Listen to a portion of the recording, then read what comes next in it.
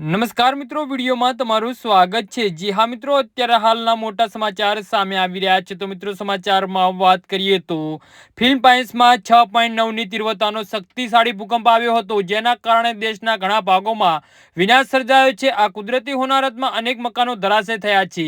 તો આ દુર્ઘટનામાં 60થી વધુ લોકોના મોત થયા છે। ભૂકંપ અંગે હજુ પ્રારંભિક અહેવાલના નુકસાન અને જાનહાનિની ઘટના સામે આવી છે। ઘણા લોકો કાટમાળ નીચે ફસાયા છે। અનેક ઇમારતો ધરાશય ભૂકંપ એટલો તીવ્ર હતો કે ઘણી ઇમારતો, ખાસ કરીને જૂની ઇમારતો, સંપૂર્ણપણે ધરાશય થઈ ગઈ હતી, જેના કારણે ઘણા લોકો કાટમાળ નીચે ફસાઈ ગયા છે। જી હા મિત્રો, અત્યારે હાલના મોટા અને દુઃખદ સમાચાર સામે આવી રહ્યા છે, જેમને બચાવવા માટે ફિલિપાઇનના ડિઝાસ્ટર મેનેજમેન્ટ અધિકારીઓને તાત્કાલિક બચાવ અને રાહત કામગીરી શરૂ કરી દીધી છે। કાટમાળમાં ફસાયેલા લોકોને બચાવવા માટે બચાવ ટીમો દિવસ રાત કામ કરી રહી છે।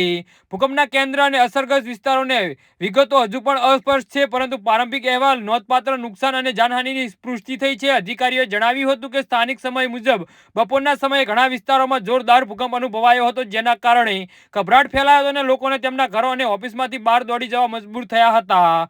જી હા મિત્રો, તો આના વિશે તમારું શું કહેવું છે? તો નીચે મારી કમેન્ટ બોક્સમાં જરૂરથી જણાવજો। ધન્યવાદ।